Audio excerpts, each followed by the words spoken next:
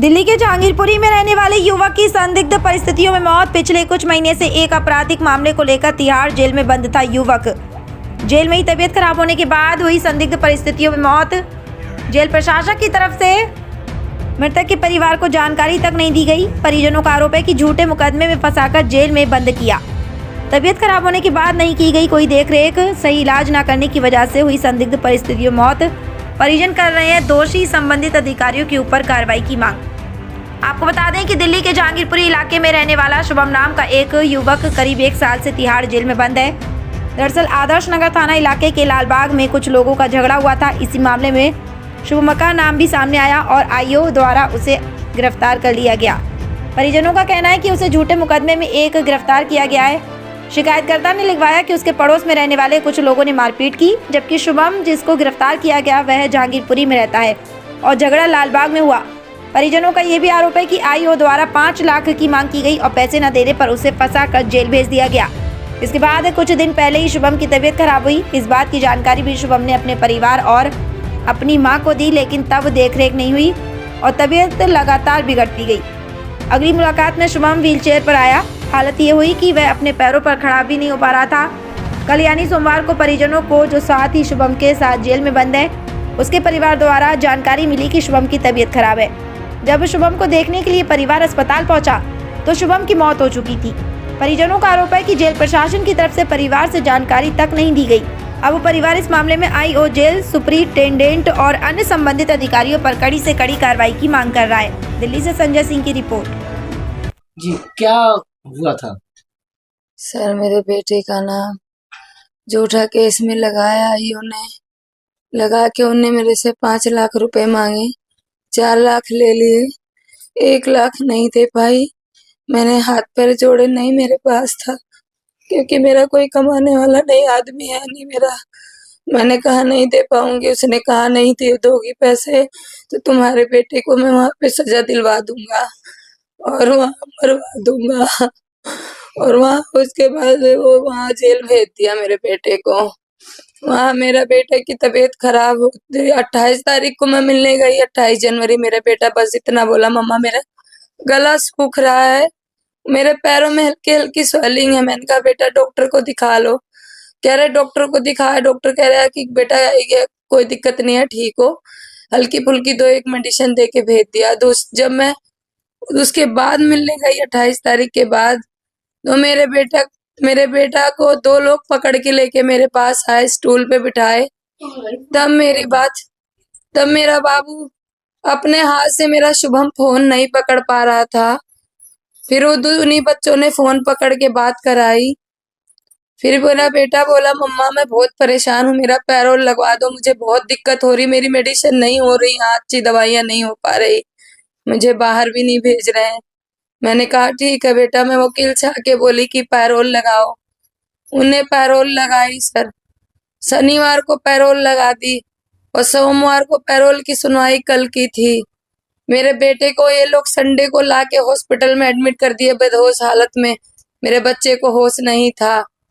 28 तारीख से उसकी तबीयत बिगड़ती जा रही थी, लोगों ने कोई केयर नहीं करी।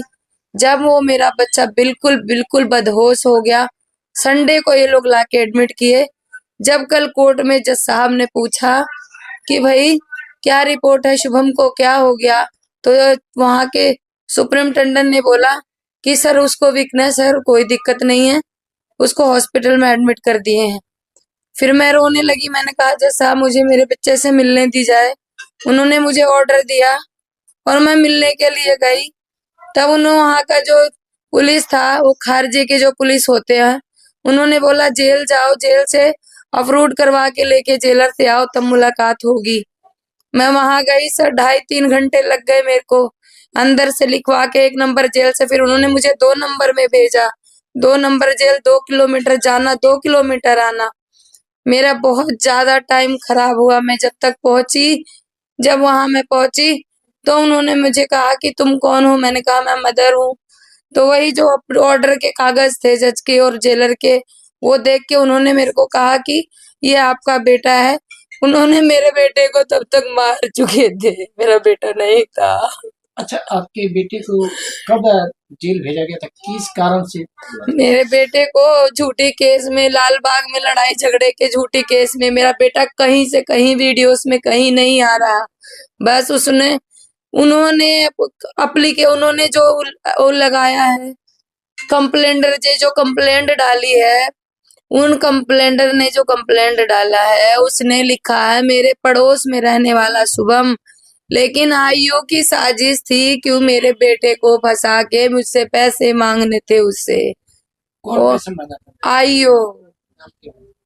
आनंद स्वरूप। उसने मुझे मैं अपने पापा के साथ, ससुर के साथ थी जेल में, थाने में ही। उसने मुझे साइड में बुलाया, बोला 5 लाख रुपए देगी तो ठीक है, नहीं तेरे बेटे को सजा दिला दूंगा मैं, देख ले। मैंने कहा सर मेरा बेटा बेगुनाह है। कह रहा मुझे पता है तेरा बेटा बेगुनाह है, लेकिन इसको सजा दिला के रहूंगा, अब तू देख ले।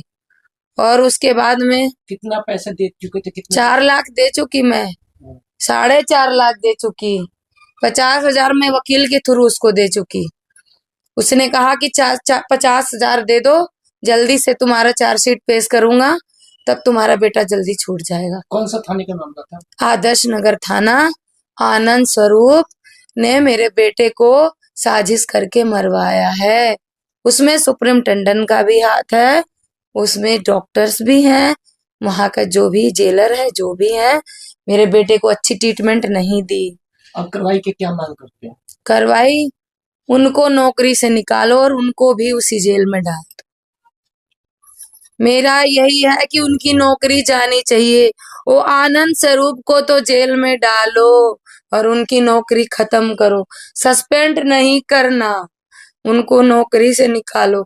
ऐसे कितनी बेगुनाह माँ रोती होंगी। मेरा इकलौता बेटा ले लिया आनंद स्वरूप ने। उसको पता था मेरा बेटा बेगुनाह है, उसे पता था, उसने बोला मुझे कि मुझे पता है मेरा बेटा वीडियोस में कहीं नहीं है, उसको ये भी पता है। मेरा बेटा राइट हैंड का था, वो लेफ्ट हैंड वाले को कहता मेरा बेटा है। नहीं नहीं नहीं, उसने झूठ बोला, मेरा पैसा खाया। सबसे ज्यादा सर प्रशासन आनंद स्वरूप आदर्श नगर का जो थाना का आईओ है सर, उसकी नौकरी भी जानी चाहिए और उसको जेल भेजो। वो एक एक दिन उस जेल की रोटी खा के देखे मेरे बच्चे पे क्या बीती होगी। उसने बेगुनाह मेरे बच्चे को सजा दिलाया। हो सर, उसने जो पैसे लिए मेरा पैसा भी रिटर्न दे, वो जो लिया इतना नहीं, उसका डबल दे। मेरे बच्चे की जिंदगी का सवाल है। मैम एक चीज बताइए कि ये कब हादसा हुआ था? ये जनवरी 2024 की बात है सर। हाँ, अच्छा, 7-8 की तारीख के बीच किस की। मामले में आपके लड़के को अरेस्ट किया गया था? सर लाल बाग में एक, वहां पे कोई पेट्रोल पंप के पास कोई दारू का ठेका है गोपी किशन के नाम से। वहां पे कुछ लड़कों ने लड़ाई झगड़े करे, वहां पे बंदूक फायरिंग करी और उसी केस में हमारे बच्चे का नाम इसने लिखाया। और सर कंप्लेंडर ने साफ साफ लिखा है कि मेरे पड़ोस में रहने वाला साहिब, शाहरुख, अमन और शुभम, मेरे पड़ोस में रहने वाले इन चारों ने मेरे घर पे ऐसा लड़ाई झगड़ा किया और इसके मेरे घर परिवार को किसी को कोई चोट चपेट नहीं आई। उन्होंने मेरे पड़ोस में रहने वाला शुभम लिखा है, चार्जशीट में साफ साफ लिखा है कि यह मेरे पड़ोस में रहने वाला शुभम है। हमने बार बार रिक्वेस्ट करी, आई और सर मेरा बेटा नहीं है, लेकिन उसने कहा नहीं। उसने ये भी कहा मुझे पता है तेरा बेटा नहीं है, लेकिन मैं इसको सजा दिलाऊंगा। पैसे मांगे मेरे से, बस 1 लाख नहीं दे पाई। उसने मेरे बेटे को जेल भेज दिया, पीओ कर दिया। मेरा बेटा यहाँ रहता भी नहीं, मेरा बेटा नौकरी कर रहा, अकेले कमा के खिला रहा था मम्मा को। मेरा कोई भी नहीं है। भाइयों के साथ भी ऐसे करो, सुप्रिंटेंडेंट को भी पता चलना चाहिए। ऐसे कितनी माएं रो रही होंगी। ये आपको कब पता चला है कि आपके लड़के का स्वास्थ्य खराब हो चुका है? सर ये मेरे को कल नहीं, 28 तारीख से। 28 तारीख को उसने मुझसे खुद कहा है कि मेरा गला सूख रहा मम्मा। उसका बर्थडे था, मैं गई मिलने, तो मैंने कहा बेटा आज आप ऐसे उदास उदास क्यों हो? तो कहता मम्मा मेरा गला सूख रहा है बहुत। और वो उसने मेरे से बस 7 मिनट बात किया, 7 सेकंड बात करी। उसके बाद वो कहता मम्मा मेरे से खड़ा नहीं होया जा रहा, आज आप जाओ अगली टाइम आना तो हम 25 मिनट बात करेंगे। मैं ठीक है बेटा। जब मैं दोबारा गई तो वो 2 बंदों के सहारे आया मेरे पास। वहाँ अंदर के सेवादार थे वो, उन्होंने बिठाया। मैंने बोला भैया मेरे बेटे की क्या कंडीशन हो गई? कह रहा, उन्होंने कहा कि आंटी इसका पैरोल करा लो। उसने भी कहा मम्मा मेरा बेल नहीं हो रहा, पैरोल करा लो। मैंने पैरोल वहां से आके पैरोल लगाई। और उसके बाद जब दोबारा मैं मिलने गई तो मेरा बेटा व्हील चेयर पे आया। व्हील चेयर पे मेरे बेटे को शाहरुख सलमानी खुद लेके आया, जो इस केस में मेरे बेटे के साथ बंद है तिहाड़ जेल में। वो खुद लेके आया था मेरे बेटे का। उसने अंदर थोड़ा बहुत देखभाल किया। उसने फोन करके बताया कि आंटी आप जल्दी जाओ भाई से मिलने, भाई की तबीयत बहुत खराब है। जेल से कोई इंफॉर्मेशन नहीं आई मुझे, ना कोर्ट से आया ना वकील से आया, मुझे किसी ने नहीं बताया। मुझे शाहरुख सलमानी के घर फोन आया, उसने अपनी वाइफ को बताया, उसकी वाइफ ने मुझे कोर्ट में फोन किया। जब मैं जज के सामने रोने लगी, जज साहब ने कहा आप रो नहीं, जाओ अपने बेटे से आप मिल आओ। तब उन्होंने मुझे ऑर्डर किया मिलने के लिए। उन्होंने मुझे शाम को 5 बजे मिलाया, इतना दौड़ाया, यहाँ जाओ वहां जाओ वहां जाओ, ऑर्डर लाओ इनका लाओ। तब जाके जब मैं वहां गई मेरा बेटा था ही नहीं। इन्होंने मेरे बेटे को वेंटिलेटर से हटा दिया और साइड में व्हाइट कपड़े में लपेट के छोड़ दिया। तब किसके ऊपर शक है कि आपके बेटी को मारा है? आईओ, सुप्रिंटेंडेंट, डॉक्टर्स, कंप्लेंटर्स सब मिले। अब क्या मांग कर रहे हैं? अधिकारी से क्या मांग कर रहे हैं? अधिकारी से यही मांग आपको मैंने बताया तो सर, उनकी नौकरी जानी चाहिए, जेल जाए वो। पहली बात तो नौकरी जाए, फिर उनको जेल जाना है। और जो कंप्लेंडर है उसको भी सेम सजा होनी चाहिए, क्योंकि जब उसने ये लिखाया कि पड़ोस में रहने वाला शुभम, तो उसने मेरे शुभम पे कंप्लेंट, ये क्यों नहीं थाने में बोला कि ये वो शुभम नहीं है? क्योंकि आईओ को ढूंढना नहीं था। ये आईओ को भी उन्होंने पैसे दिए थे ना, कंप्लेंडर ने आईओ को भी 3,70,000 दिए थे आईओ को कि शुभम को अरेस्ट कर लो। अच्छा, हाँ, मतलब जानबूझ के फंसाया? जानबूझ के फंसा है मेरे बेटे को। जानबूझ के फंसाए भी, जानबूझ के मारे भी, सब मिल करके। डॉक्टर अगर 28 जनवरी से 2-4 दिन पहले से उसकी तबीयत बिगड़ रही थी, लेकिन 28 को जब मिलने गई तब तो उसने मुझे बताया। तब से वहां के डॉक्टर्स जेलर्स को नहीं देखना चाहिए कि क्या हो रहा है, क्यों ऐसा हो रहा है, क्यों स्वेलिंग चढ़ रही है? तभी उन्होंने एडमिट क्यों नहीं करवाया मेरे बच्चे को? जब मार दिया तब एडमिट करवा के, और अभी तक कोई खबर नहीं दी उन्होंने। अभी तक कोई खबर नहीं दी कि मेरे लाल को उन्होंने मार दिया। वही सहारा था, वो भी चला गया। कैसे जिएगी ये? आईओ खिलाएगा या सुप्रिंटेंडेंट खिलाएगा? कौन मेरे बच्ची का वारिसदार बनेगा? बस यही अपील है मेरी आप लोगों से कि इसको ज्यादा से ज्यादा शेयर करो और ज्यादा से ज्यादा उनको सजा दिलाओ। मेरी भी सुनो। इसमें सबसे ज्यादा जेल की, जो तिहाड़ के जेल का सुप्रिंटेंडेंट है, सबसे बड़ी गलती उसकी है। उसने हमारे बच्चे को दवाइयां नहीं दिलाई। जब वो संजय को एडमिट कर दिए थे, ना हमें कोई इन्फॉर्मेशन थाने से आया, ना हमें कोई वकील से आया, ना कोई हमें तिहाड़ जेल से आया।